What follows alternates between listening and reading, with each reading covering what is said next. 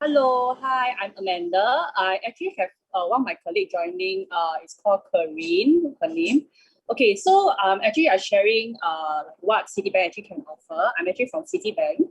So currently we actually have agent tactical program. So if we actually refer to us a minimum loan size of 500,000, we actually giving a $250 thanks voucher to you once it's approved. So hope that in the future, we actually can actually work together. Yeah, if you have any inquiries, so that you also can text me. My contact number will be 942328845, and my colleague number will be 92388039.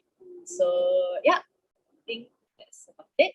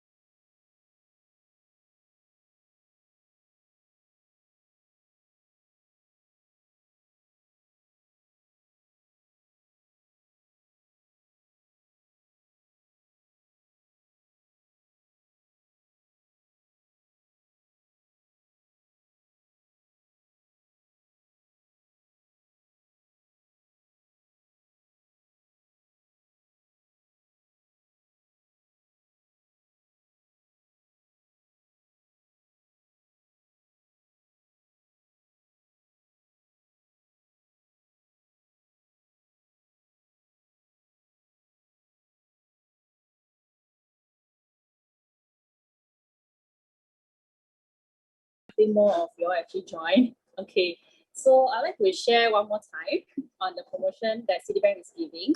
So minimum, we're actually having agent tactical program. So if you actually, the minimum loan size is 500,000. If you actually refer to us, we actually can get a 280 thanks voucher about approval. So yeah, if you actually have any inquiries, you actually can text me, or my colleague will be Karin. Yeah, she's also in the Zoom call. Can you say hi? Hi everyone. Hi, I'm Karine here. So, thank you.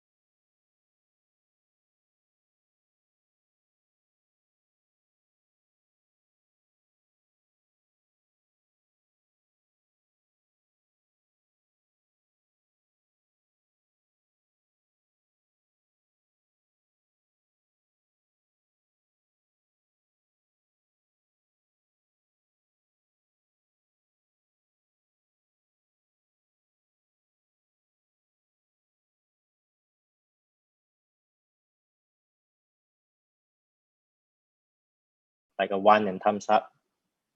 Right. Okay, great. Okay, just give me a couple more minutes. Maybe one. iPad doesn't seem to be loading.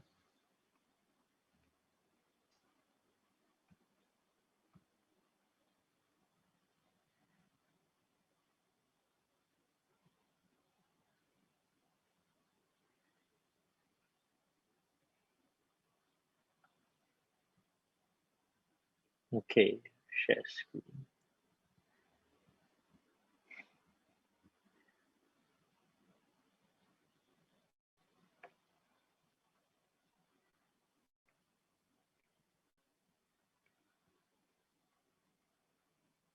Okay, great. So yes, today we are going to cover power resale technique by myself, Norman. Today we are going to talk about the topic of how do we grow property assets systematically with OPM method, which is other people's money. Can you guys type in the chat box, OPM, other people's money? Can type in the chat box, other people's money, or OPM, because this is something I need you guys to understand. Today we are going to be primarily focusing on resale investment properties. Why would somebody choose to buy resale property? So we're not going to be confused or trying to resale versus new.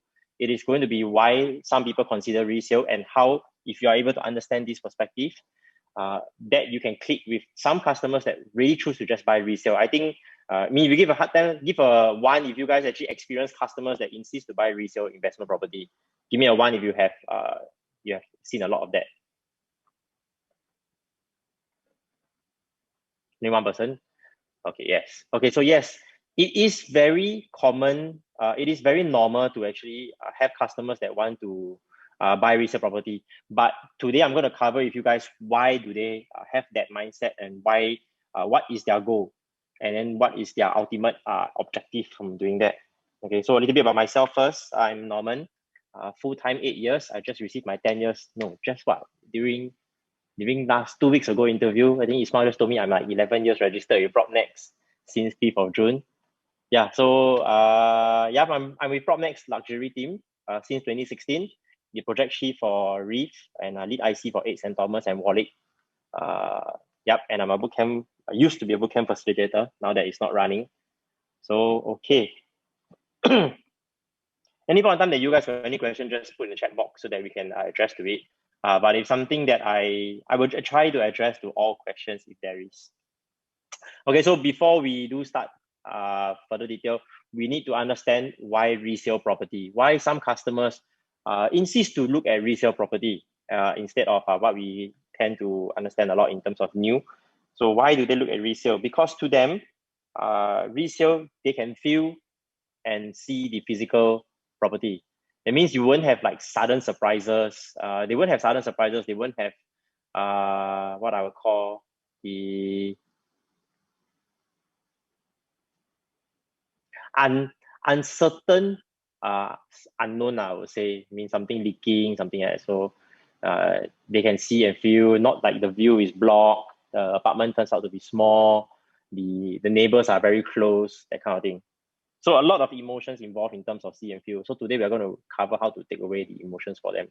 Of course, in the resale property, we tend to find lower PSF, maybe because it's bigger size. But in lately, we do find similar size, but also lower PSF.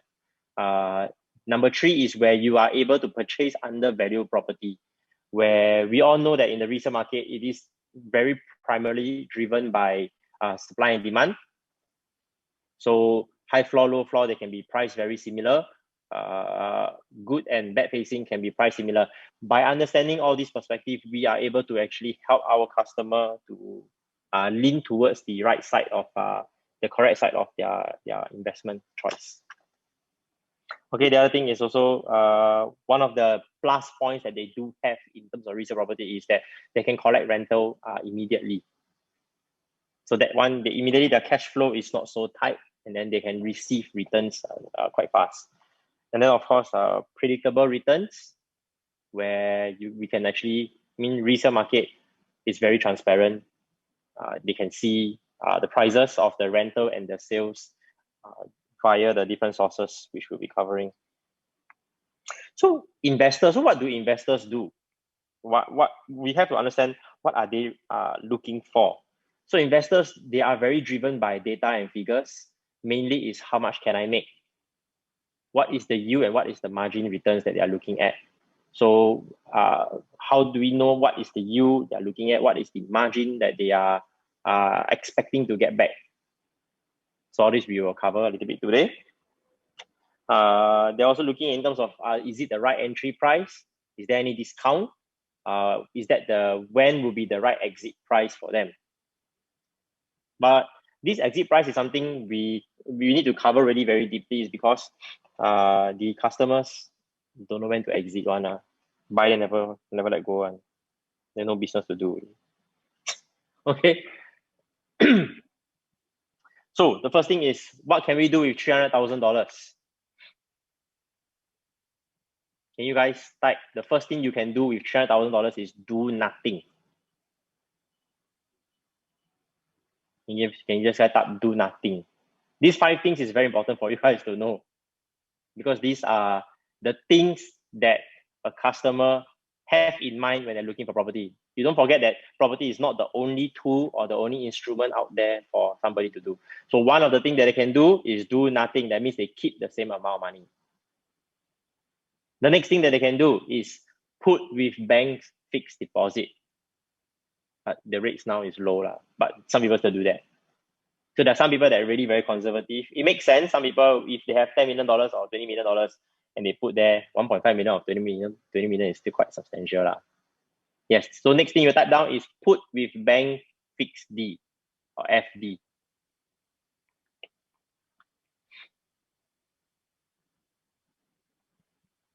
Like put with the bank FD. Yes. Okay. The next two is very important, because this is something you will definitely bound to hear, which is, why not I put it with stocks? Also can give me margin and dividend, also can leverage. But can you type down stocks? They always say buy shares. Stocks, yes. The next one is REITs. Buy property, might as well just buy REITs. Correct, right? I don't know, I get that also. So you all can type REITs. Okay. On the right hand side, I did label, actually, if you look at their 5 years kind of holding period, if you do nothing for $300,000 until now, that $300,000, I don't know whether it's still there.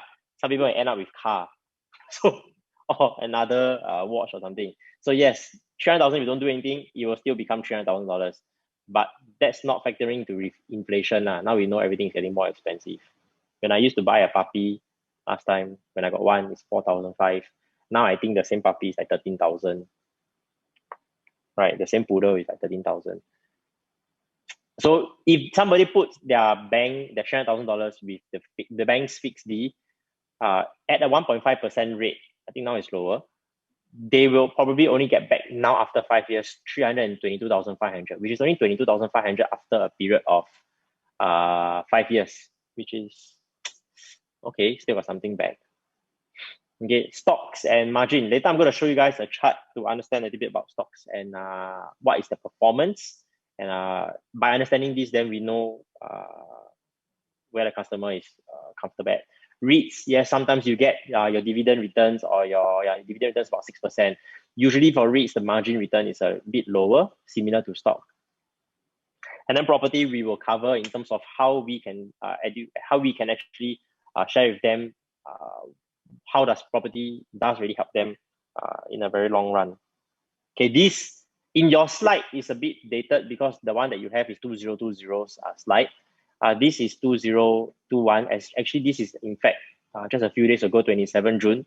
Today is 29, which is Tuesday. You can see the chart from 2010 January up to 2021 June. We are only looking at like a 13.7% over the last 10 years, from $2,745 per square foot up to $3,121. which is only 13.7% over the last 11 years. So of course, if the customer is good and very well versed, they can try to buy here, sell here, buy here, sell here, buy here, sell here. Like last year, buy here, sell here. The thing is, usually I ask the customer, Mr. Customer, no doubt I agree, stocks can give you a lot of returns in the short possible time. Like 1 year, 2 years, you can make like 10, 20, 30%. But the problem is, are you monitoring the market and well versed enough to observe the market? We cannot catch the bottom and top. On contrary, property, we all know you hold for a bit longer. This is the same January 20, from here I put down, it is from January 2010 until same period, June 27, 2021. This is June. That same period, over 10 years, we get back a 56% returns. This is resale property. It means I'm not covering those under construction property. So you see the chart is a bit more stable and growing upwards. And it is, yes, in the same period of 11 years, 56% returns before our rental, before our stuff. Again, we are talking about resale investment property, which means somebody is purchasing it to rent it out. We're not talking about somebody that wants to buy to stay. That one has an emotional aspect to it. Okay. So yeah, so we do know property. I will tell customers, for example, maybe you can type down in the chat box. Customers choose to buy property because they do not want to bother about it. So you just put down, do not want to bother about their investment. Doesn't want to be bothered about looking at the market, observing what is the short-term movement, that kind of stuff.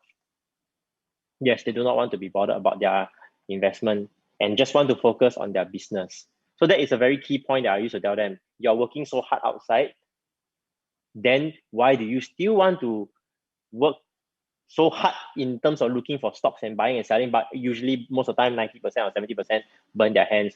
Why people choose investment, property investment, is because we can leave it there. We know it will still grow. That's the best thing, right? You buy something, let it grow. Not buy something, still must go and observe the market up and down that kind. Wow, heart attack. Like last year, when COVID came, wow, down in the stock market, go down so much, but people still scared to buy. So yes, we are going to apply this 5P technique in terms of how, when we understand the customers, the investors' perspective, understanding their needs, we are talking about in terms of how to guide them into getting it. So understanding the 5P, the first one we're going to cover today is the pricing gap. So what is pricing gap? Right, what is pricing gap?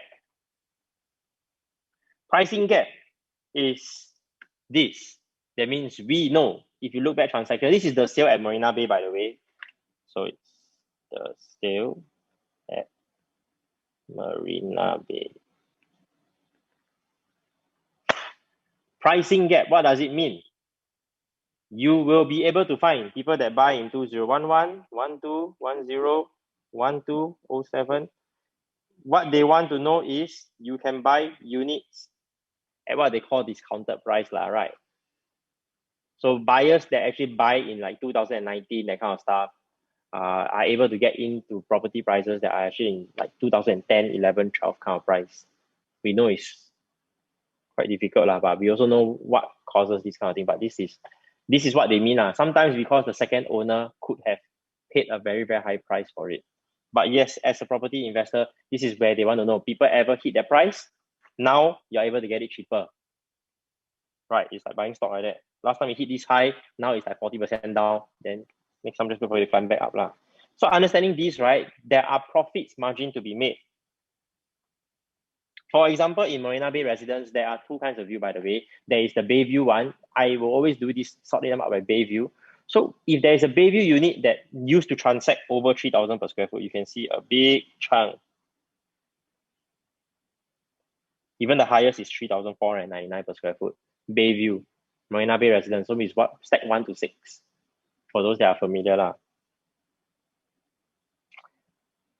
Then there is the city view and the pool view units that used to transact below 2,300 per square foot, or about this range.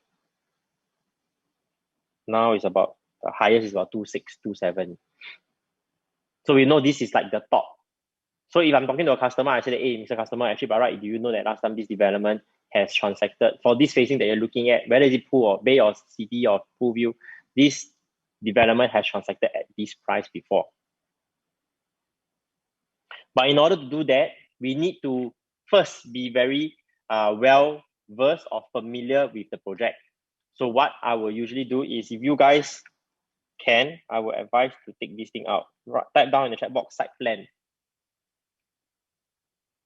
Customers' ability to price properly involves the agent understanding the development very well. So site plan is something that we need to understand.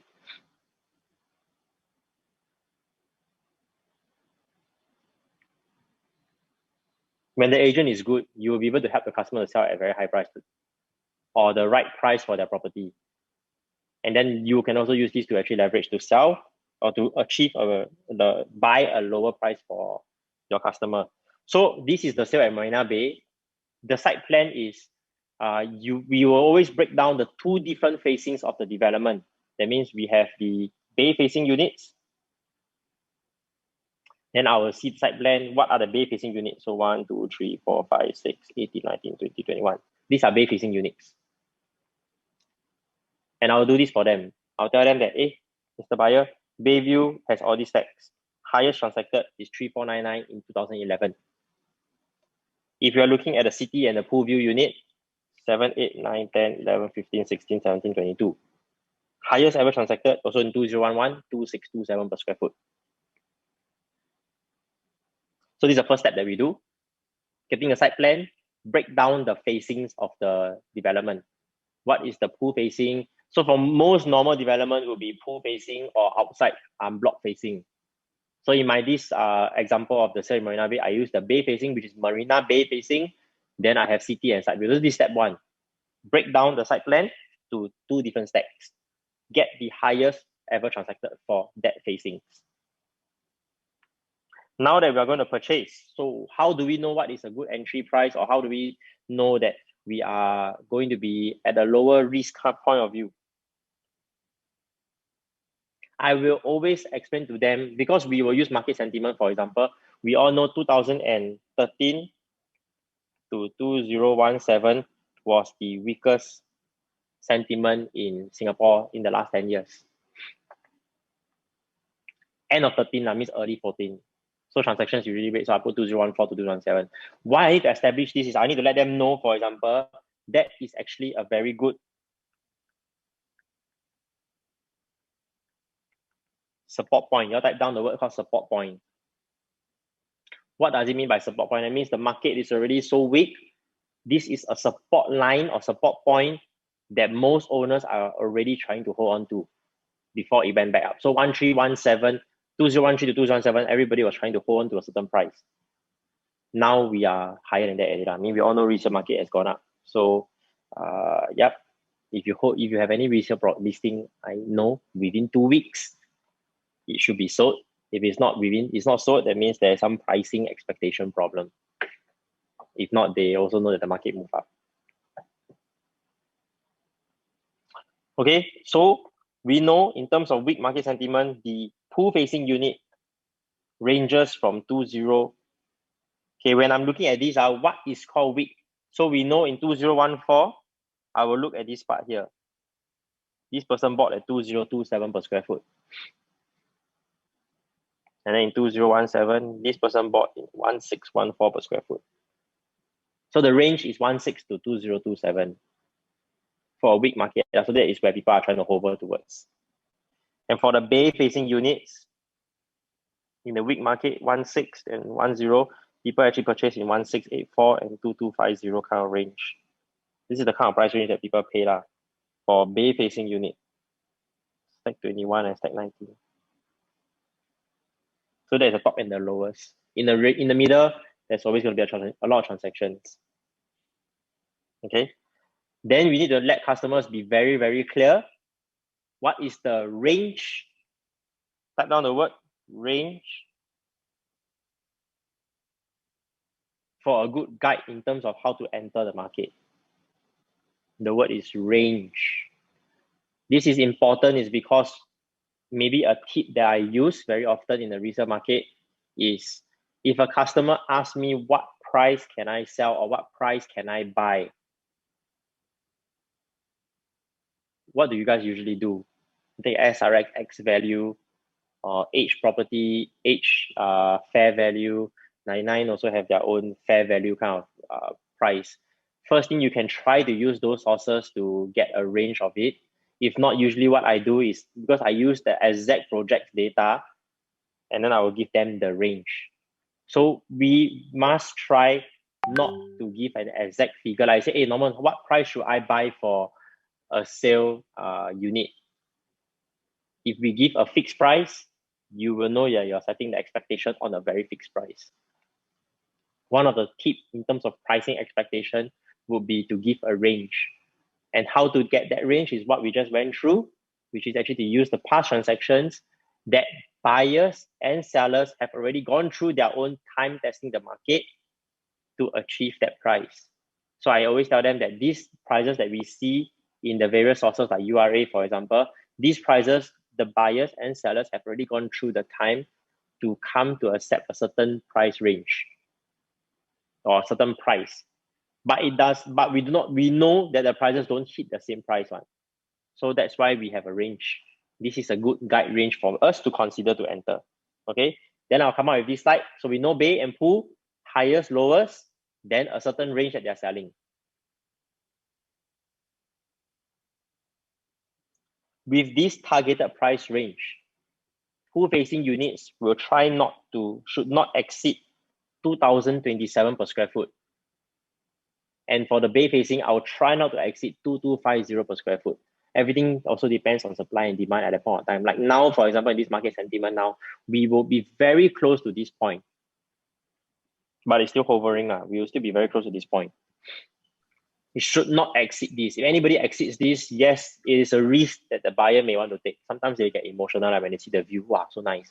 But then again, as much as we try to guide them and say, hey, maybe you should not consider lah. Or maybe you want to think twice about it because it's on the higher risk. So you guys understand so far? Able to keep up? Give me a 1 if you're able to keep up. It's a very simple 5-step thing that we do. Okay, thank you. Okay, predictable returns will be what I mean by able to see the different sources. That means we do have from SRX, URA, 99, so real, H prop / square foot. Okay, all these are sources that we are able to extract data from to know the rentals. Correct, right? I mean, we all can see lah. Like customer ask, hey, how much my neighbor, how much can I rent for? I mean, take out the phone application, you take the SRX or the URA or the 99 code or so real H prop to see the rental. So yes, we are able to get the rentals. Like for example, this square foot, mainly this January 2020 rental. The rental we can find very transparently. It's like 1 bedroom is about 3,001, 2 bedroom is about 5,000, 2 bedroom about 4,007. So again, you can see everything is a range. So I tell customers, we cannot give a fixed price. I mean, it's always a range. So this word range is very important. Even if for rental, if you want to price expect your customer, you help you in the negotiation. You just tell them a range. I mean, your neighbors are renting 3,000 to 3,600. Yeah. Okay. So that is where we can find out the rentals. So with that, right, how do we use other people's money to make money for yourself? Are you guys ready? Excited? I tell you how. So first things first, we must understand the concept behind this planning. What is using other people's money? The concept is assuming a $1 million property. How much down payment do we need? 250. I don't talk about the cash CPF breakdown lah. This is 25%. 25% is 250K. Buyer stamp duty is 24,600. Thank you, Ace. Total equity. Equity. Anybody don't know what I'm talking about? Equity. Because I'll be using the word equity later or ROE. Okay, equity is just the amount of money that you have that you put down.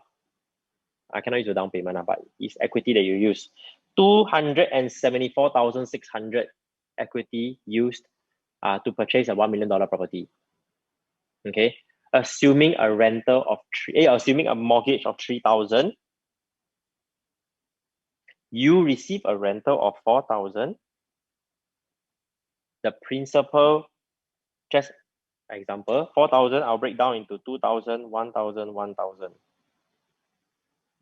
Okay, sometimes if I don't have like that, I will use pen and paper, right? I take a pen, I will just put this thing, rental will break down into 3 parts. Okay, your mortgage will break down into 3 parts. Sorry, I will erase this. You can try this method, which works sometimes. So mortgage is 3,000. Mortgage is broken down into 2 parts, principal and interest, which is in this case, I will say 2,000, interest 1,000. Then there is the rental, additional cash flow 1,000. Okay, right. You all know how to get the cash flow 1,000. You take the rental of 4,000, you minus the monthly mortgage of 3,000. Yes, correct. So all the small costs of taxes and everything is not inside here yet. But if you guys want to know in terms of how to count taxes, what is tax deductible, what is expenses that can be used for reducing the taxes, then we will discuss. You just PM me later, we'll discuss from there. I'll let you know in terms of the full breakdown with the tax deductible. Can reduce the tax for property. So yes, let's just say a projection of 5 years. I mean, the start of the training, we did talk about the five years holding period. You fix deposit, you get about 22,500. If it stocks after 5 years, maybe about I don't know, depends on whether you want to sell after 5 years. Sometimes up and down. Then property, we use the same assuming 5 years period. There is 3 ways the market can go. Can you type 3 ways? Yes, 3 ways. I must understand 3 ways the market can go. We are going to be very fair. We're going to count the market go up 10%, the market goes down 10%, the market stays flat at 0%. So when the market goes up 10%, a $1 million go up 10%, the capital gain is 100,000. Anybody have difficulties coming up with this number? So 10% is $1 million times 10%, then it is 100,000. Okay. Principal, how did I get 120,000?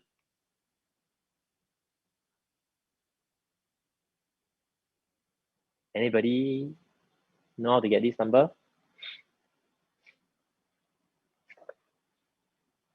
Anybody don't know how to get this number?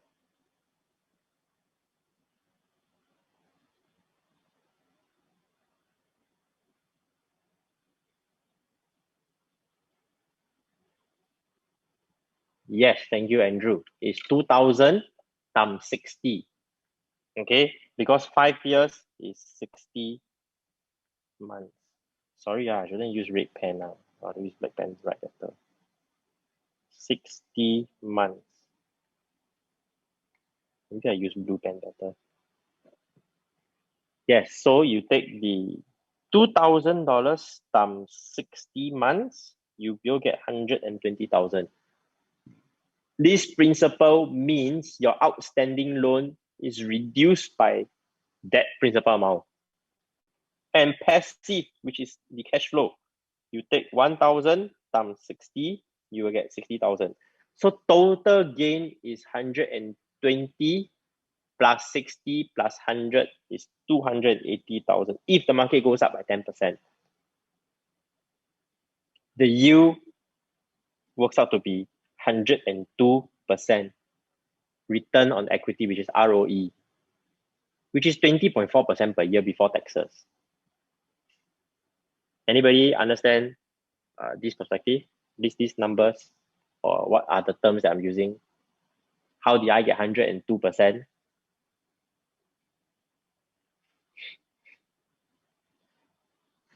If you're renting it out correctly, it is not exactly, since it's technically not the amount of money you put it inside, it is not a gain, but it is actually already reducing you're reducing your outstanding loan. So your returns back when you sell at 5 years later at 10% gain, 1 million, you sell 1.1 million, you will get back this amount.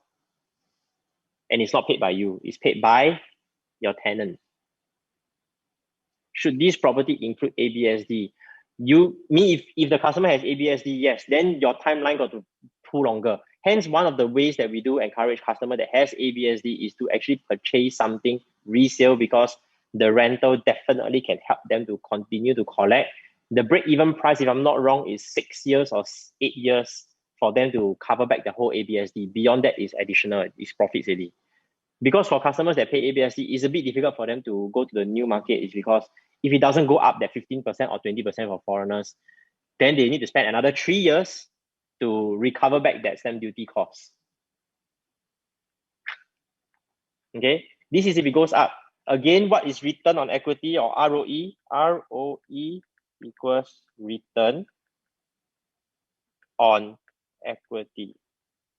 Okay, so it's, yeah, I'm explaining now how to get 102 returns on equity. That means returns is 280K divided by, wait, hold on, I got urgent call. Sorry.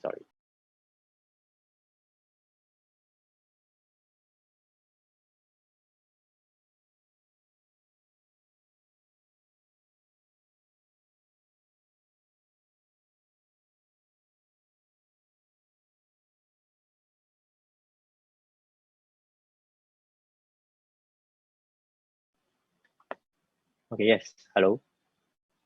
Can you hear me? Wait, my earpiece or off? Okay, then I'm on earpiece. Okay, yeah, so return on equity is the returns, which is 280,000, divided by your equity, which you put down is 274,600. So you just show them the numbers lah.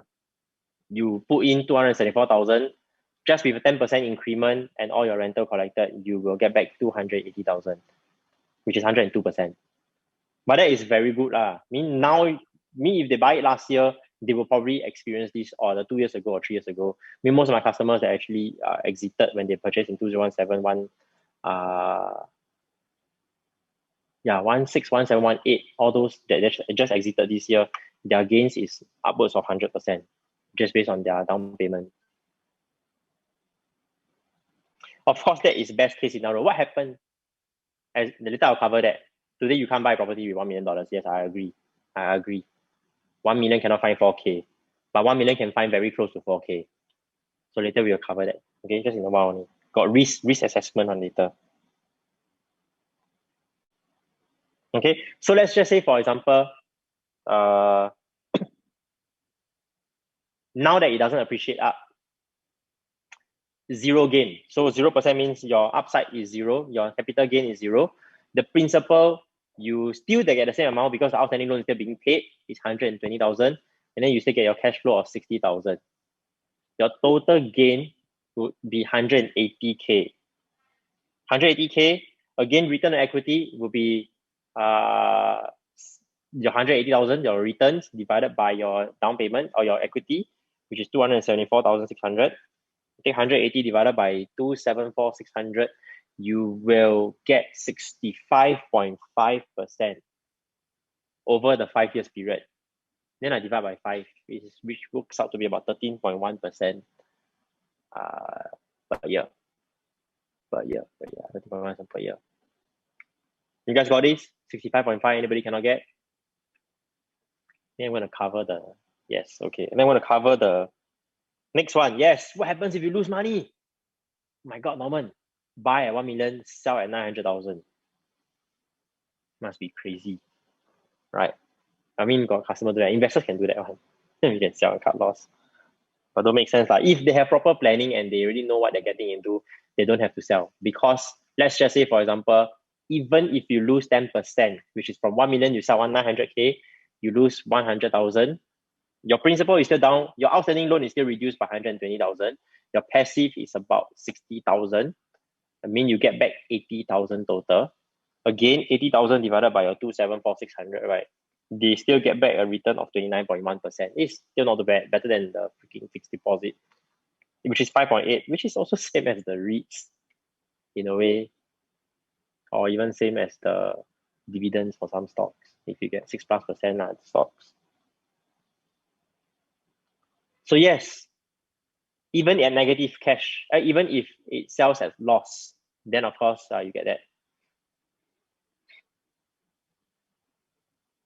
Cash flow is not so big. Yes, because this one is using a very high amount, 4,000. That's why this perspective wise, now this part here, the next slide that you're looking at, I'm only using $3,000.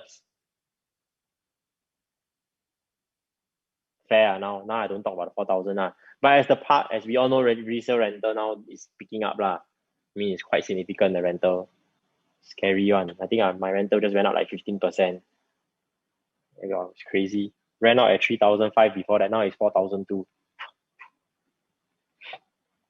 Okay, so let's just be very realistic a bit now. That one is concept. With using a fixed number of $1 million and the rental of 4,000 to break down easily. Now we are going to talk about the same $1 million, a 5 years projection, the 3 upside. Okay, I'm going to show you guys what we want to go through again. 1 million, same amount, 274,600. $1 million, if you press into your mortgage calculator now with an interest rate of 1.5% and 30 years loan, how much is the mortgage? Can you guys type in the chat box? 1.5% is higher than normal, by the way. 1.5%, 30 years, 75% loan on a $1 million purchase property. How much is the mortgage? Can you guys use your PA app calculator to press? What's the mortgage? Anybody can type? 2588. Good. I hope you're not seeing my slide and type out. It's 2588. $1 million to find a $3,000 rental. It's very possible. In fact, 3,000 is below the expectation. Now we can count properly. So if it's 10% up, 100,000. Oh, wait. So those that do mortgage, those that now press Andrew, for example, and Renfred, what is the principal and the interest for a 2588 mortgage? Can you tell me? What is the principal amount?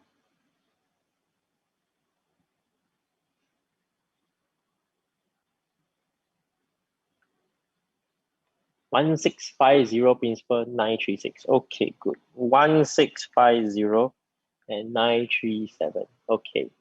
1,650. Okay, yeah. So principal, every month the installment is every month outstanding loan is getting lesser by $1,650. So over 60 months, how much is that? Did I do correctly? 1,650 times 60. How do I get 92? How do I get 102? You're sure or not? Smoke me out. Calculator, PA app.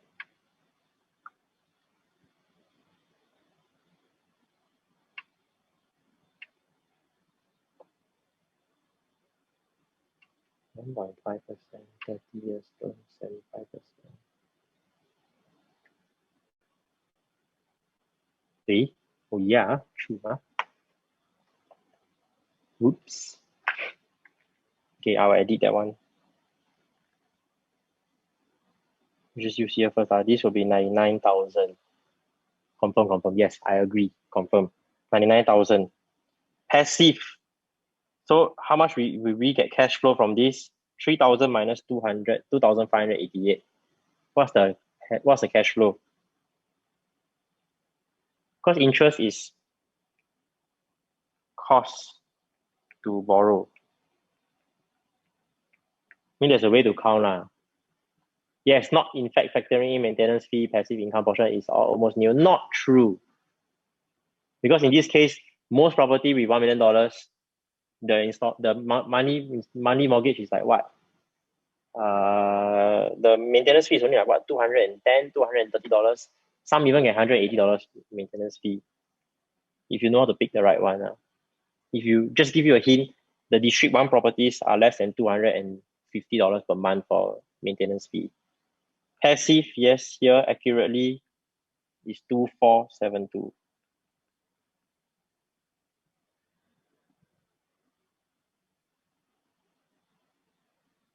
Yeah.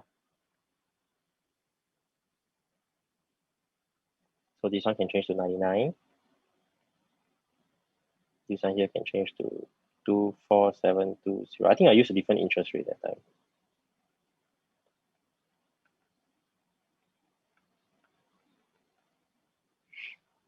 There is a way to maintenance fee passive income portion is almost new if you pick the wrong property. That means they already buy, then they know it's like negative cash flow. That doesn't make sense, one.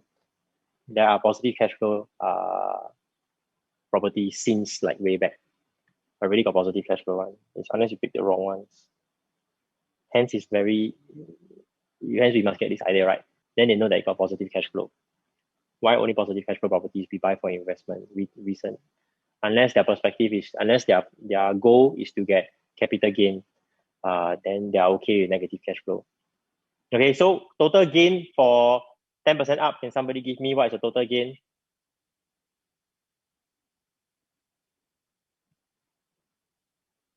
What is the total gain after?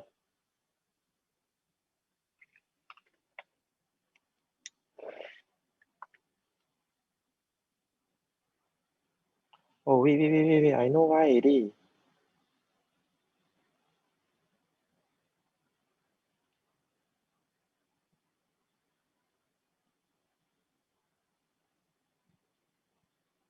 $3,000. 2%. Yes, okay, wait. So you know our PA app, right? Can you go to PA app calculator? Can you go to savings plan? Because you text you when May key in that money principal and interest will be different every month for 5 years. We take the average. No, so we have PA app. PA app actually does do the calculation breakdown.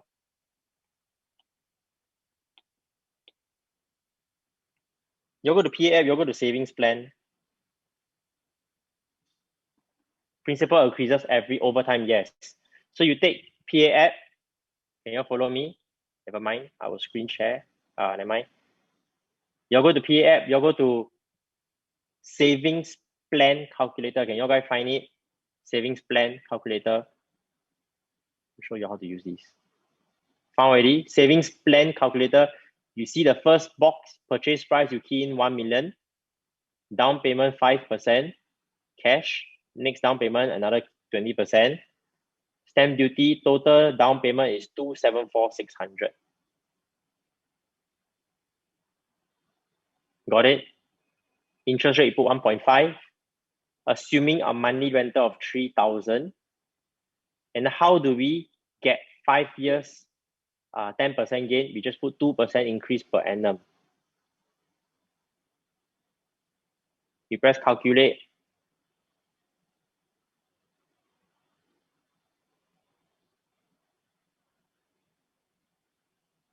Do you see that at the bottom? Your total returns, in the middle box, there's a total amortized principal paid in 5 years. It's 102,796. Because like what Anne mentioned, every month your principal accumulated is more and more and more. Because outstanding is getting lesser, the interest is getting lesser. Like what May and Anne mentioned, yes. So after 5 years, the principal will be, your outstanding loan will be reduced by $102,796 paid by someone else. You guys get it? Oh, my screen. You guys get that? Give me a yes if you got that calculation. Yes. So you see 5 years return, you get 227,000. And if you sell at 1.1 million, even this calculator tell you cash on hand after 5 years, including CPF and down payment, is $477,992. That's the amount of cash that they get back from just renting for 5 years. Okay. And then of course we do the projection again. If it's 0, then you just put in 0%. I mean, anyway, from now we can see from the screen, 0% capital gain, you will get 102,796. Your passive is 24,696. Your ROE will be 46%. And for the negative one, then you got to use manual calculator. Oh, why enter 2%? Because we are talking about a 5 years projection and a 10% in the 5 years. So 10% divided by 5 years is 2% per year. So since they count by per year, then 2% per annum, then we're talking about 100,000. And in a negative example, for example, which is the minus 10%, which is minus 100K, you sell 900,000. By right, you're still sitting on a good gain at a very low rental. Of course, there's taxes and everything involved. My question next is to customer is if we hit at this point, for example, here if it's 2021 and here 2026, you really still sell loss lah. Technically, we just need to hold until come back here lah. But I will tell them lah, we know every year your principal is being saved up. So it's very easy to calculate for them, right? Where is their break-even cost? If you're going to go in that one, we can count 274,600, right? We can divide it by how much passive and principal they accumulate every month, how many months or how many years it takes for them to break even. That 274,600. Everything excess of that is free already. That means they sell the property at whatever price, not whatever price, at the same price or below price. It's almost free property. Paid for by somebody else. So you can come back to this price. Then my question goes is, can we sell at this point of time? Do we need to sell here? Do we need to sell at this point? Don't need. Then can we wait until another 1, 2, 3, 4 years? Like what we experienced the last 1 year, everything increased back up to 2013. So yes, 8 years 8 years, they all get back more than where they are at. And I will show you an example of how somebody that holds on for a while covers back all the amount. Okay, so this is where I'm going to cover with you guys. Anybody don't understand any part?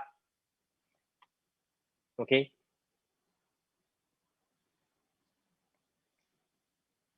I will show you a live case study of somebody that held on for 8 years.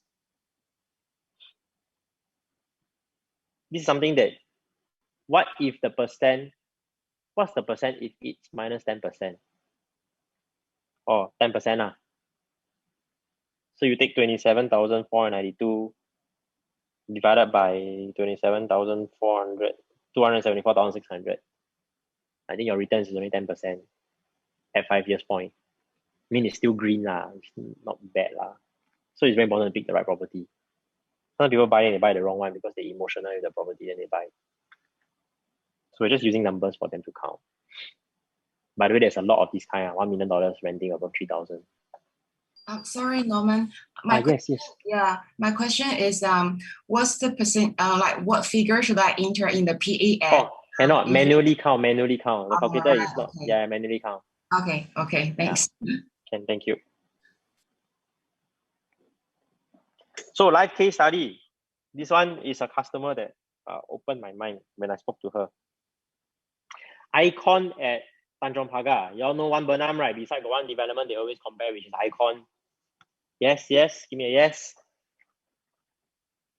Yes. Yes, correct. Yes. So we all know Icon. Icon, my favorite property. Not that I own that one there. Nearby have but Icon. Icon is something. If you all go and see Icon now, you can find $1 million property. God, the rental is more than $3,000. Yes, Colin, PAF cannot input minus. Hence, we will manually count.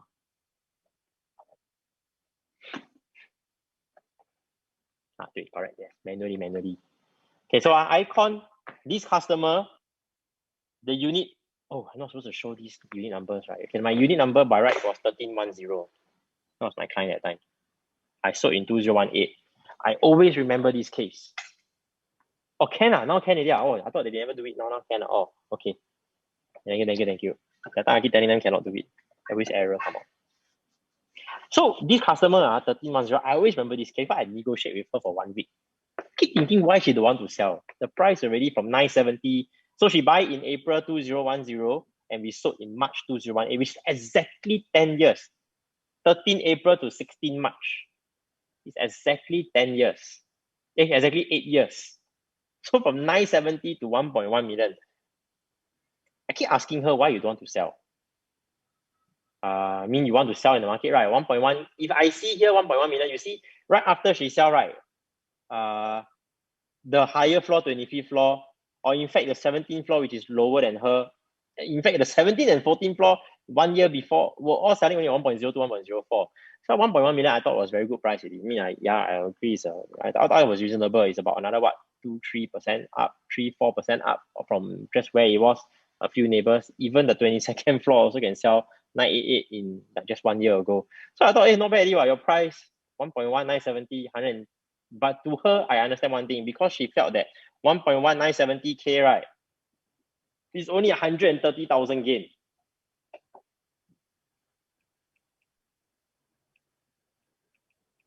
Let's work this case together.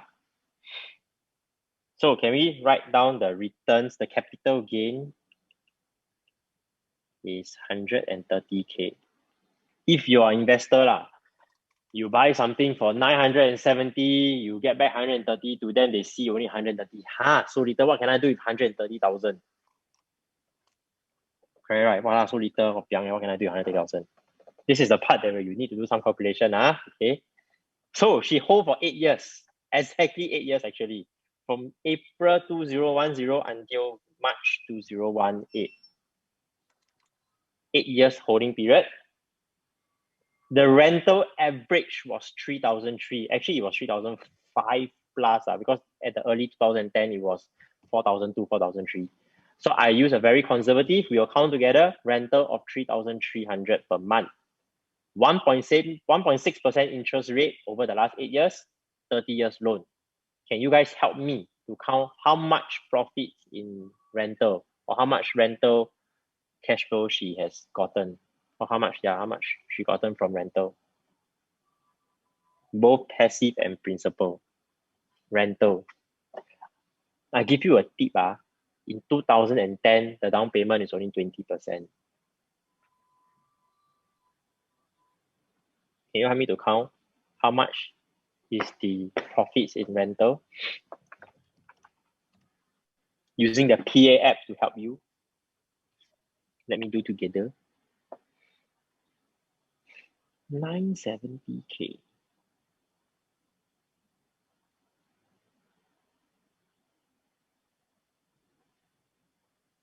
15%. 1.6%. 30 years. Assuming rental of 3,300. Your expected returns, using savings plan calculator. Yes, using savings plan calculator.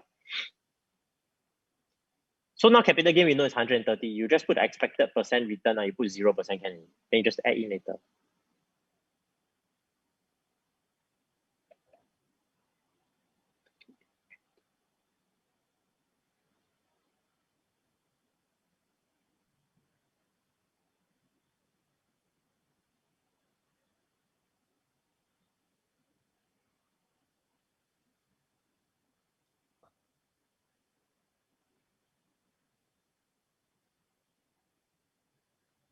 Did I get it wrong? How come you all calculate differently from me? 970K, yes, 1.6.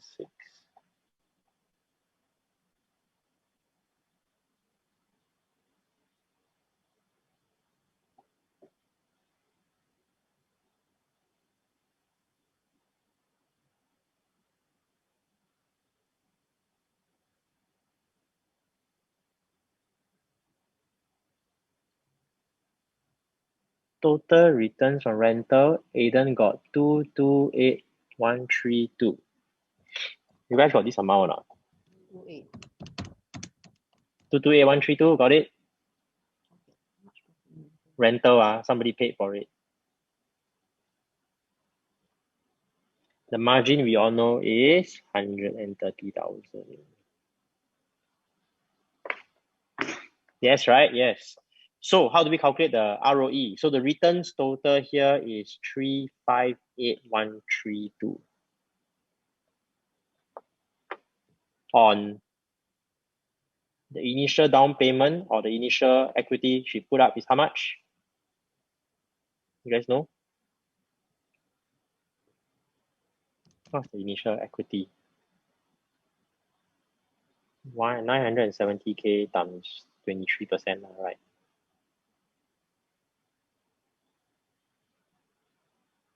$970K, 20%, it's 194. Sorry, I very pen and paper.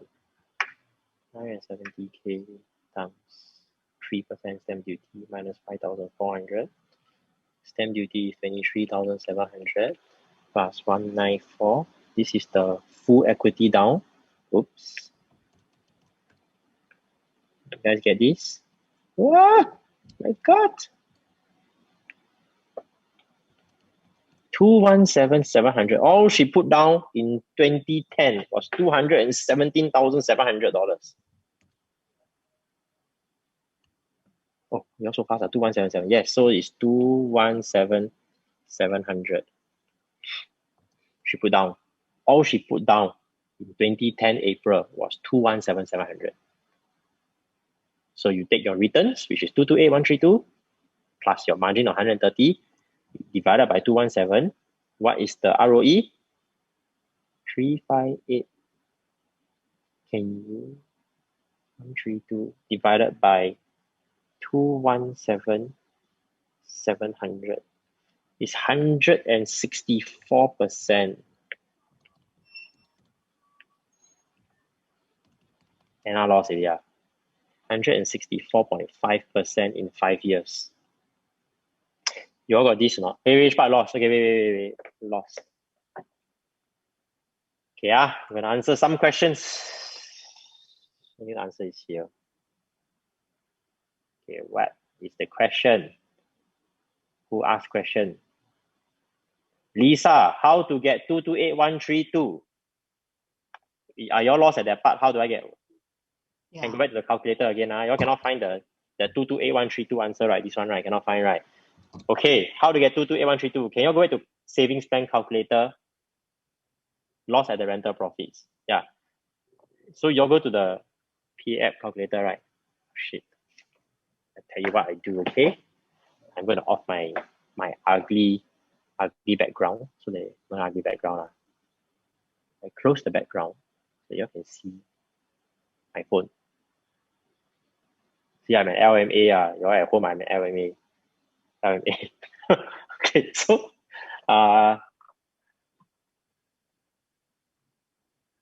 wait, can I screen mirror the phone? But I cannot show two at one time. Okay, never mind. Show you all this. So you see savings plan, you're starting with 970K first box. Can you all see the screen? Yeah. 970K, you all key in 5%, 20%, 5%, 15%. I think this is where you all got wrong. 5 and 15. Then the interest rate put 1.6.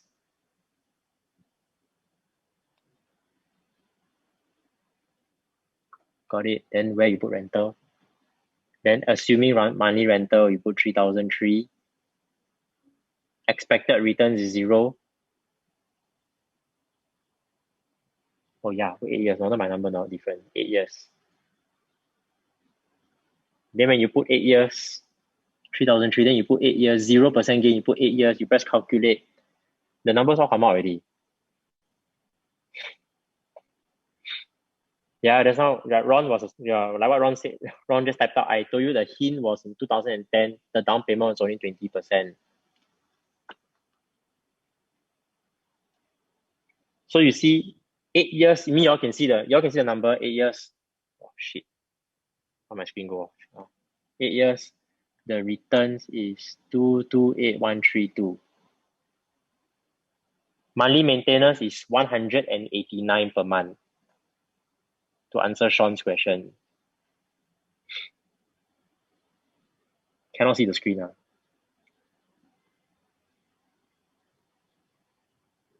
Can see May? Oops. Sean, do you get the answer?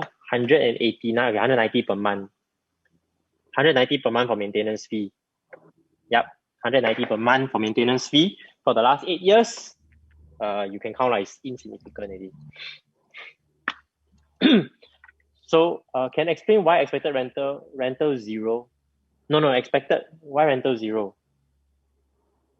Capital appreciation zero. Mean for easy calculation sake, because margin gain we can count whole number 970 minus 100, 1.1 million. It's easy to just use 900 and the calculator press the whole number. We're not doing a projection. Projection, then we use the PA app. Without the PA app, how to come out with 228,132? Usually with this, right, then I will use the, like what we counted just now, which is the passive, the mortgage breakdown into principal and interest. Then I'll just use the principal amount, this amount, like this one, the 1650, I'll just times 60, 70, 80, whichever how many months you're projecting. Then I'll tell them that by right, at the end of that whatever years that you're looking at, it should be lower because every month your installment is getting lesser. The installment is not fixed throughout. Yeah, so 1681 times 12 times 8, in that way. So you can see the disparity here is the amortized principal is 172, that one is 161, so it's about 11,000 difference. No, your 228 is 161. You still have to plus that cash flow of 56,000. So rental got two portions, cash flow and principal. You will still receive cash flow if you open a bank account, collect rental. So sometimes you notice some of your landlords will do this. They will ask to have the rental into one specific account because that account is only to pay for property. You will start to experience that one, where a customer only open a bank account to get rental to go in. So that is the bank account that pays for mortgage and collects rental.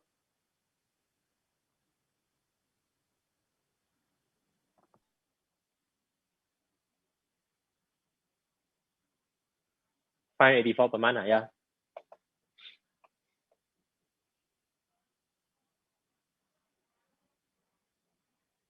So you take 584, you're going times 72 months. 584 times 12 times 8. Yeah, 56,000 cash flow yeah. 56,000 in 8 years.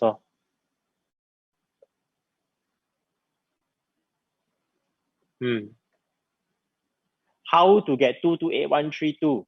PA app 105 is before adding in the margin difference, the margin gain. Yes, 161 plus $56,664. Yes, 217440. Yes, Aiden, correct. 104 is assuming no capital gain over 8 years. Then you plus the capital gain, then you take that total amount, you divide it by the down payment, the equity that she put down.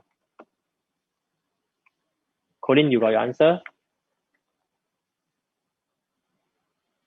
Yes, there is a difference in 11K because of the principal amount. When you use that number of 1681 per month, 1681 by right, the mortgage is lower and lower every month. The principal is accumulating up every month more. I don't know how to explain to you. Bank statement can show you but yeah, because you owe the bank money, but because you owe lesser every month, the interest is also getting lesser every month. How to get 130,000 profit margin? You take 1.1 million here, 1.1 million. This is 970K. So this is minus 970K. 0, 0, 0, 0, 0, 1, 3, 9, 1, 130K. Okay, Lisa. Colin, you got answer or not? The difference of 11K, you know the explanation? Lisa, okay, yes. So 100, this is how you get 130K. So yes, the total gross profit, gross, that's why I use the word gross, is because yes, there's taxes involved, there's everything, but you will get back 358,132, 358,132 returns back. If you want to count taxes, you go and count 15% off. It's a very fair amount to count, which is still a big gain. Over how much the down payment again? 217,700. Just how much? 217,700. Yeah, put in 217,700, you get back 358,132. That means literally you almost forget the property, but it's accumulating so much for you inside over a period of 8 years. So this is what some people want to do because they really don't think so much about their property. Yes, you have any questions? Understand the calculation projection. Again, these properties can be really found. I mean that we don't have to choose negative cash flow properties. There are positive cash flow properties. Why sometimes you see your investors really taxes I usually estimate 15%. Yeah, usually I estimate 15%.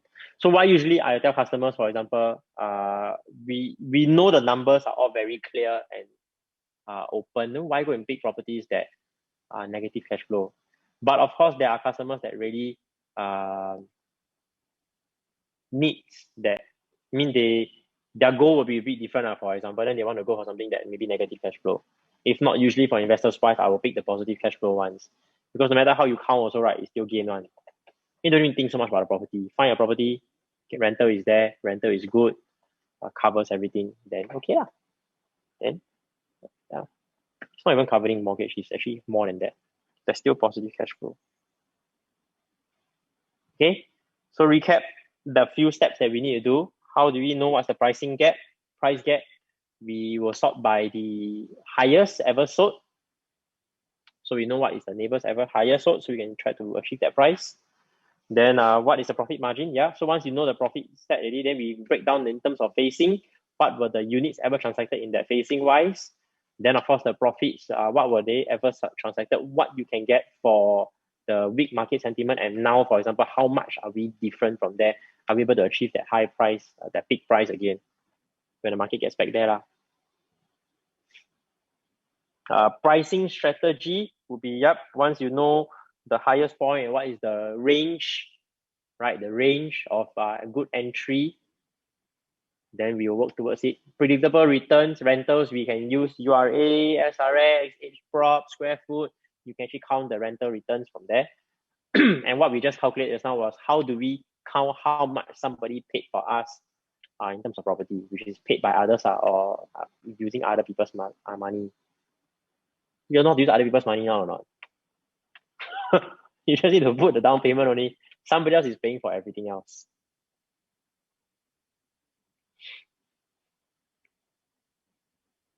You got any question?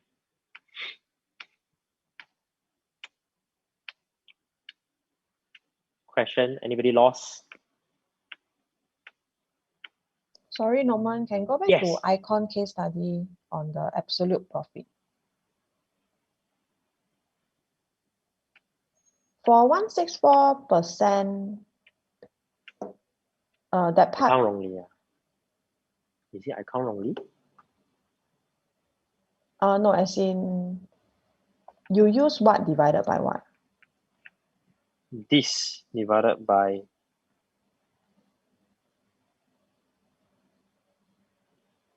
correct not? 358,132 divided by 217,700. Correct, 164 lah, correct? Correct, you got it? So based on 1M input of 20% plus stamp duty. No, it's 970K.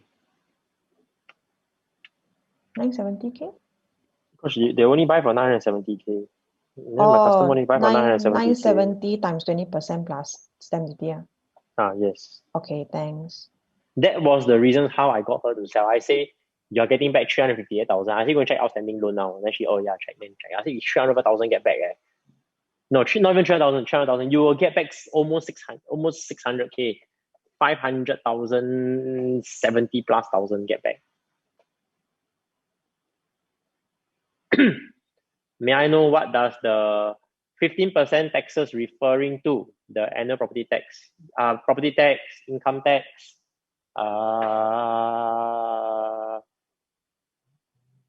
yeah, then you only use these two taxes. Anyway, income tax and property tax, by the way, can reduce one. There are ways to reduce it. Just saying.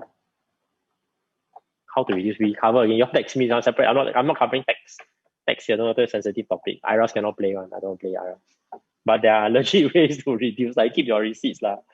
God. Like keep your one hint. Interest is tax deductible. Touching up the house is also tax deductible. I mean, just some of the things.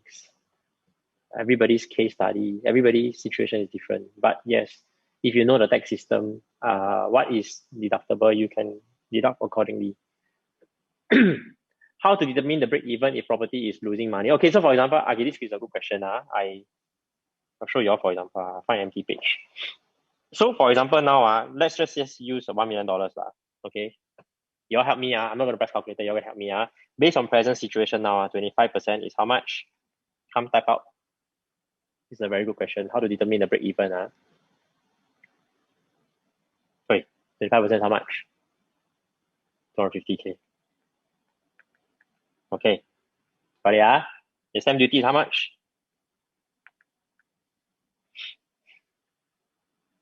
24,600. Wow, fast, this one. Total how much? 274,600. Correct? This is your equity. E. I will use it as E. Okay. Next thing is $1 million, 75%. 1.9 is 1.3%, right? 30 years. How much is the mortgage?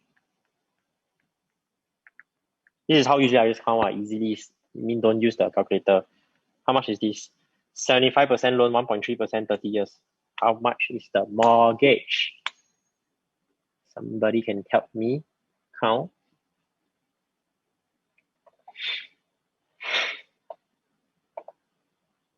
$2,588. $2,588 per month. The rest got it? 258. Correct, Angela? Anything? Yes, okay, 258. Now, what is the principal for 2,588? I don't know if I'm interested in it. This is how to count break even. 258. Principal is how much? 1650, just sound like something like that. 1650, okay. This is how you count in the interest 937. Okay, I mean it's good to have these two lah. There are a few ways to calculate this whole thing, but this is how the usually easy don't think too much calculation. 1650 is per month. Okay, outstanding loan is reducing by per month like that. Let's just say your mortgage is 258. I will just say the rental is 3,000. The whatever maintenance fee, everything, I'll just use 258. I'll count on 258. What I will do to break even is 274, which is how much you put down payment. You divide it by 1650. Everything you collect interest, that means your cash flow, everything you just take and go and spend. You won't count anything. It's just 274,123. 274,600. Oh, sorry, 274,600 divided by 1650. 166 months.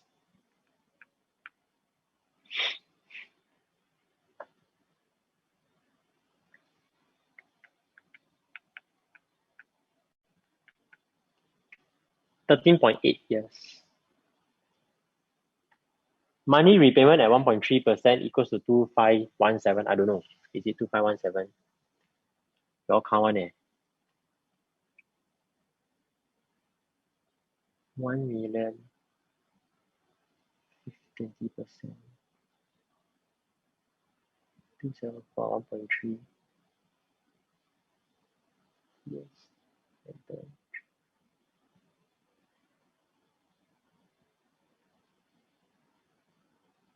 Monthly installment is 2,517. Yeah, it's 2,517. 2517, yeah, 2517. Walao you see lah. But anyway, me, you'll get the idea lah. I mean, okay. Yeah, so you get the idea.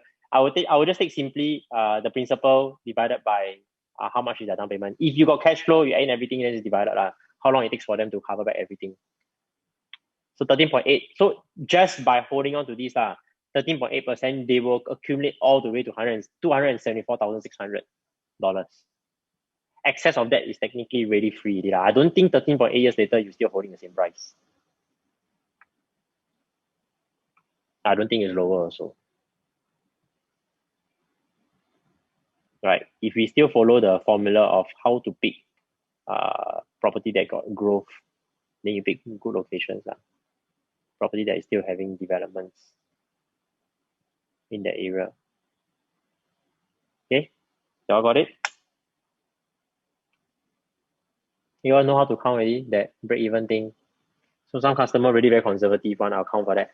So which customers, I think y'all can understand which customers suit best for this kind is really those that really maybe employees, for example, that don't have so much money and they perhaps just want to be a very conservative retirement planning. I got like 274,000 now, or 300,000 that they have in cash, and then what they want to do with it now. Why they choose to go resale is because it will be able to help them to get back a very calculatable returns. They don't have to really worry too much. Of course, you take bigger risks, you get bigger returns. But this is a very conservative calculation in terms of how they can get back. You put 274,000, you get back 300,000 actually in 8 years. It's almost that calculation, I think so. It's 300 plus if it goes up by 10%. So when you're able to enter a right price, you will not be worried about selling at a low price. So it's very important when we did the breakdown of facing.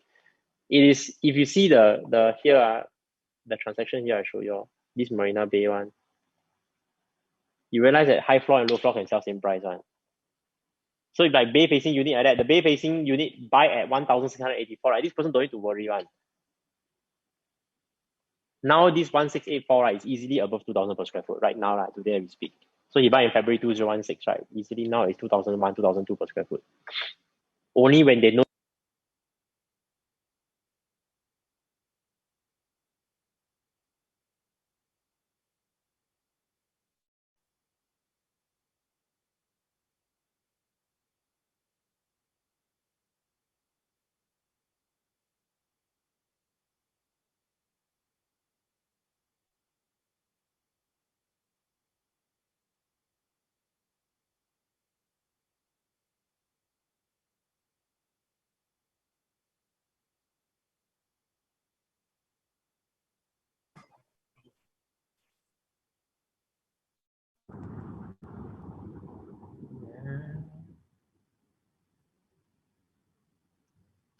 Can't hear me. Yeah. Shit. Can hear it, yeah. Wait. My finish. Test. Can hear me? Okay. Can, yes. So for example, when they purchase at where did I end? You put there, you typed out, only when they know the different facings price. For example, my customers are able to get like good facing unit at low and not so good facing price. Because I will break down this thing for them. I will show them the two facing different thing. By using this thing as well, I will go to co-broke and just tell them this, hey, now the last neighbor already sell 1,700, 1,800 per square foot. Why we cannot sell this price? Then some sellers will let go on. So only when we are very clear of the numbers and the range of entry price, then the customer will be able to be guided to get the right price confidently entering the property. Because they know this is the range, what is the lowest, what is the highest, then this is the price that they are going to get for their specific facing. So yeah, I like this kind of resale. I mean, more 刺激, right? You can find good facing unit at not good facing price. Sorry, Norman, just now for that example, how you get the 274,600?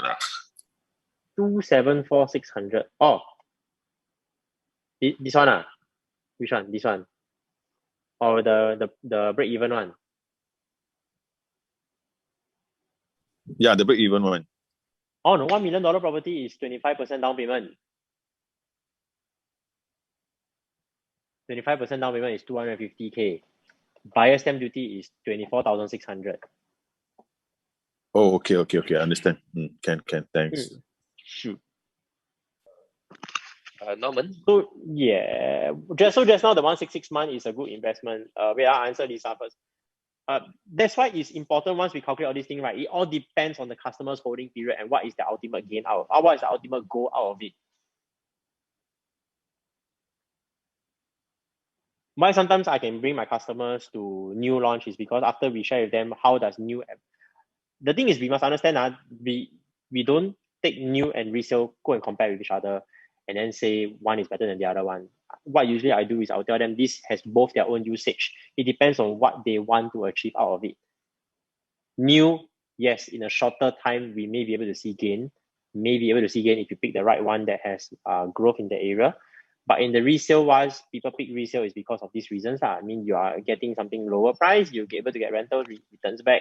Something more conservative, they can get back returns. Yes, somebody want to ask me a question? Yes, Norman. Andrew here. Hey, hi, Andrew. Hey, hi. Can you go back to the slide where there is comparing the bay view and the city view with the stars in the middle? This one. This one. So I'm not sure whether I read it correctly. Looking at the stars area, with this targeted price range, we should not exceed 2027 for pool view. But pool view is actually 2250, right? Oh yeah, 2250. Why put 2027? Yeah. So it's swap lah. Oh no, wrong, swap. Yeah, I mean the city and the bay swap. These two swap, yeah. These two swap.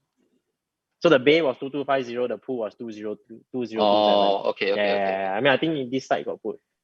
Then the pool is 2027, bay is 2250. I see. Yeah, swap. Okay. Norman, is it possible to get resale at a good location today at 2017 price? I find most resale is already higher up, so much. Already up so much. I find most resale now already up so much, especially freehold in prime districts. Yes. Can we find 2017 price now? Very difficult. If you're a hard negotiator, may be able to be done.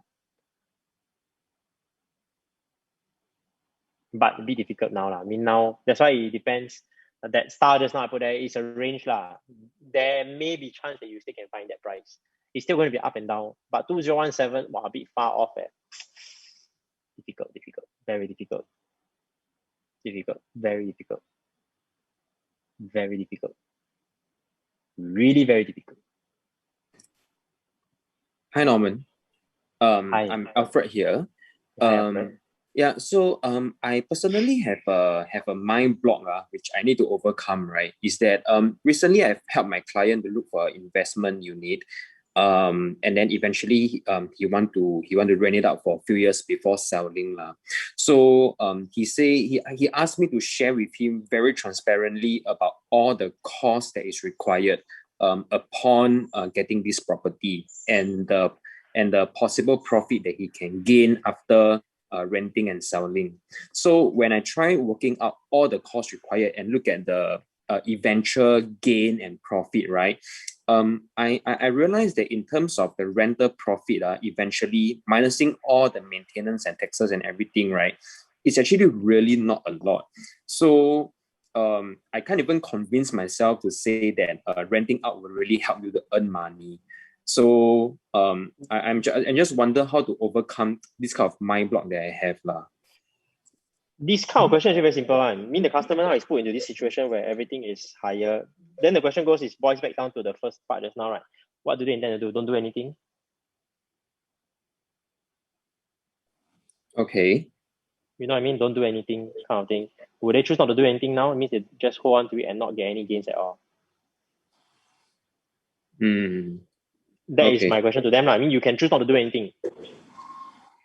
Yeah, So Would that be I more realized, beneficial for them? yeah, because I realized that the rental income eventually, right, is actually not significant at all. It's only when they really sell off the sell off the property, then that is where the real profit will possibly come in. Yes, correct. But it's calculated. That's also I told them, for example. So when I share the resale calculation, for example, in this way, then you will be able to count your outstanding loan being paid by somebody else. This is how much you get back eventually. That is where it's conservatively somebody else is paying for you your property. You will know that you will get back. It all depends on how long you want to hold, how much gain you will get from that sales, from that principal being amortized down. You know what I mean? Yeah, that one is calculatable one. It means they know already. I can tell you, yes, this now every month you're paying this installment, you're getting back this, your mortgage is getting lesser by this amount. Then you will be able to get how much back in like 5 years, 10 years, 8 years, 15 years, up to you. You can know the amount already. Okay. Then the only question goes to them now is, do you choose not to buy anything now? That means we go back to the first page just now where you can choose to do whatever that they want to do, right? Your few things that they can choose to do lah. I will tell them lah, I understand these are the few things that you can do. But one of the things that I don't want you to do is to do nothing. Yeah, that's all. Yeah, because we all know that it's very hard to save faster than how property can climb. So is it accurate to say that nobody can ever get rich by just doing rental? Just by doing rental? Meaning just by renting out your no, cannot. Like just now my example, the eight years holding period one, to them they don't, but to them you can see the rental actually give her 200,000 more than the upside. Yeah, so it's possible. I mean, you put in only 217,000. You all saw the example just now. That was how I convinced her after that. The rental total get back is 228,132. Even I minus off 15%, it's still 200,000, more than the margin upside over the period 8 years. Okay. Okay. Yeah. Thank you so much. Yeah. Answers the question. Yeah. The principal can be quite substantial if they hold for quite some time. Yeah. Colin doing marketing. The advantage of resale is you can do much more in-depth calculation because of the transparent rent. Yes, that's why yes, Anna got it correct. I mean, why people really go for resale is because everything is transparent. There's no like the like new, for example, sometimes there's this uncertainty. You show every new can make money, that kind of thing. To them, they buy resale for assurance that this is the amount they can get back.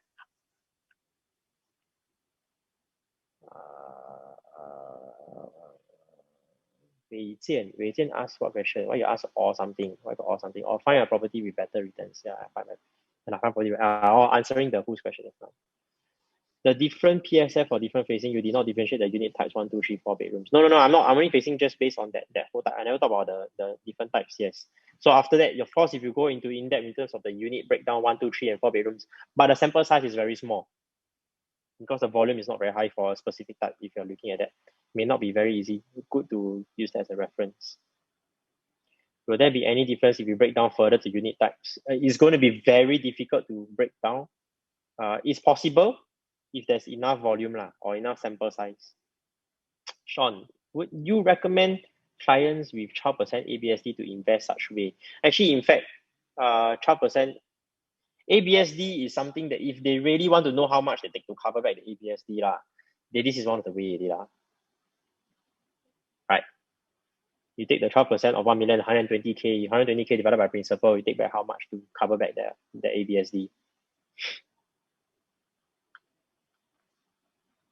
Simon, what about resale properties that are more than 20 years old? Still considered as good savings instrument? 20 years old. If it's in a good growth location, maybe. You all know it's growth location, right? I think you all got growth location. That means even if resale properties in places that build MRT, for example, or build shopping mall, you see the price also go up. Like I do Tanjong Rhu, for example, everything also go up.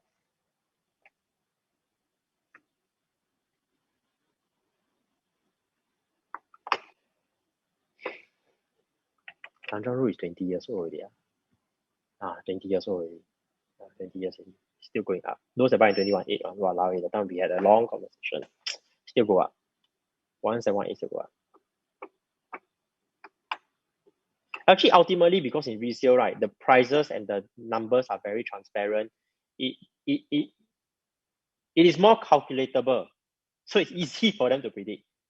Correct me if I'm wrong, Anna. Correct me if I'm wrong, but I think new launch still has greater potential for capital efficient than resale if you choose the right project.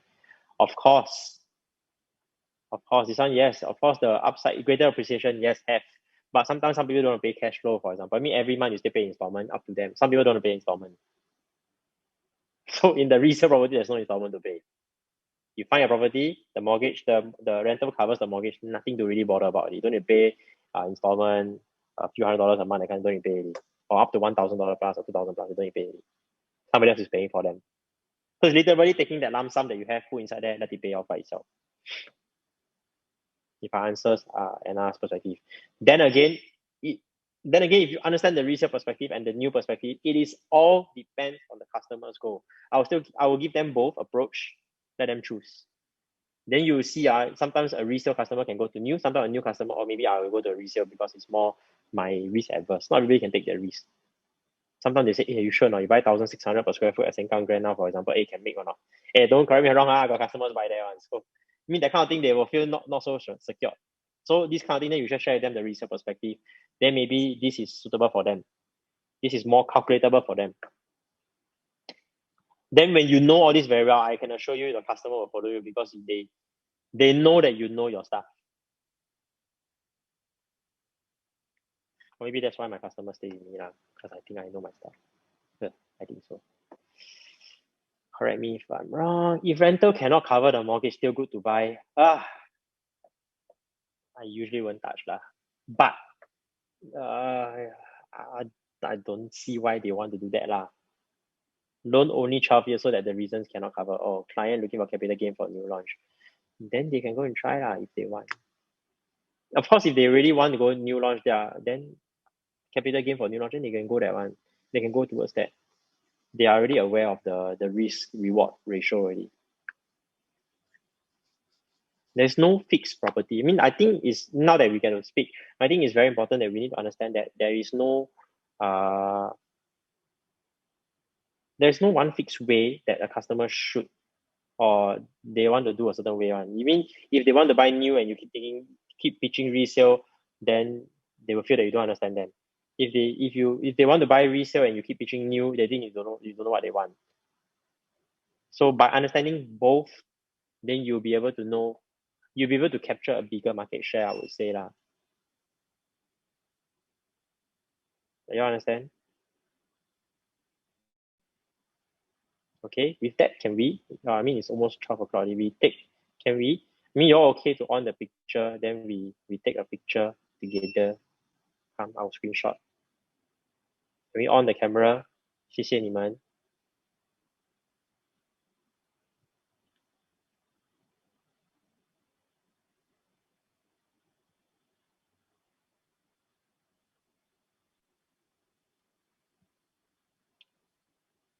No shirt, sorry. Why you good? Finishing already, you still crack me up. Okay. Yeah. Ready. Thanks for sharing. Thank you. You ready? I will do my screenshot. 1, 2, 3, we smile. Smile. Okay, page 2.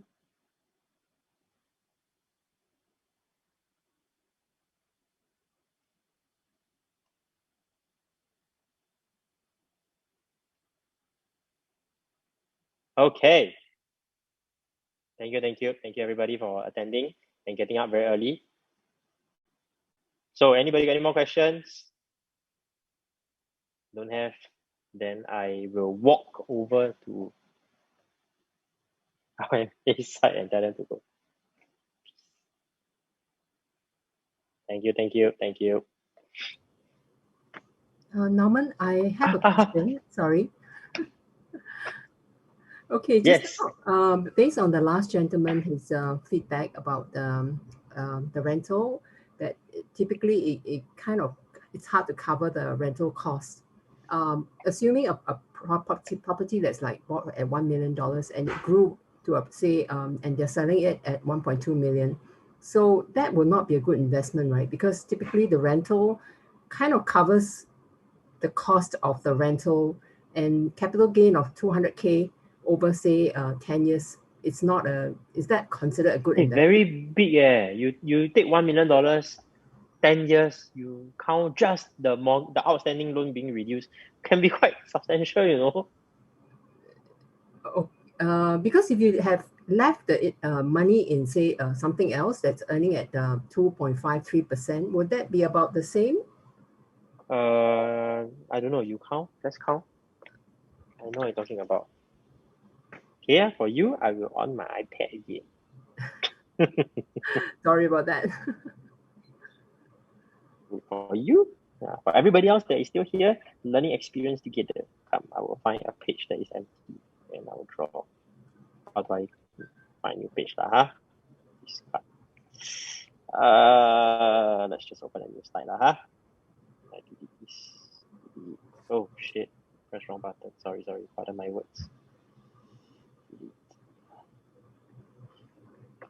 Buy at $1 million. Yeah. Yo, why always red color? Blue.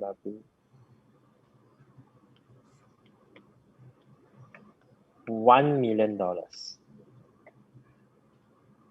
So it's the same 250,000. For example lah, huh? Mm-hmm. 274,600. If we count correctly, this now it's about 1,680 per month.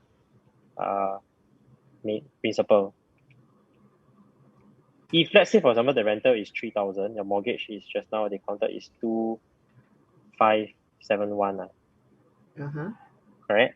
Mm-hmm. Let's just say your excess here, the cash flow here. Let's say for example the cash flow here works out to be $429 per month. Okay. Let's say for example the maintenance fee is 429 lah, very high lah. Okay. So no cash flow lah. I'm just going to count mortgage. The principal pay the rent just pays off the principal only 1,680 per month. You go and count, can be quite big, you know. This is going to be a very conservative amount because it is supposed to be a getting lower amount. The outstanding loan should be increasing higher. The installment should be lower. Times 12. 1 year you're talking about 20,160 times 10 years you're talking about 201,600. Then if you say you sell 1.2 million, the capital gain is 200K capital gain.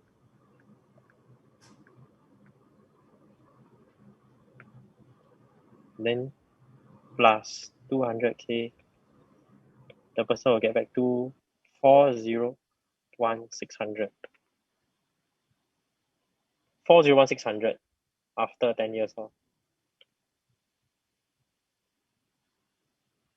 By putting in 274,600. But assuming that because there's a lot of costs involved in rental and all that, and say okay, can. Whatever so for example, 401,600 for example, I divided by minus 20% lah, highest tax lah, minus 20% tax, minus 20% cost involved lah, tax all the maintenance fee, your upgrading, your agency fee, everything lah, is still 321,280. Not paid by you, somebody else. Okay. I think it's okay, right? Okay, provided that this part has some gain. Otherwise, based on the capital gain, then alone, then it's not a good investment. Yeah, then maybe it's not lah. But this also is assuming that there's no cash flow, nothing. Yeah, that means by right here should be everything covered, the maintenance fee, everything off added in already. Yeah. This is just like a worst case scenario already. My 3-2-1. It's like worst case scenario. Okay, all right. Okay, yeah, thank you very much. Can. Now how to delete this slide? Okay.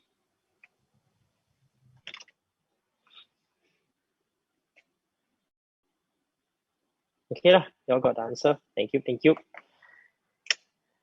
Anybody? If not, I will walk over, tell the person I'm done. I can do.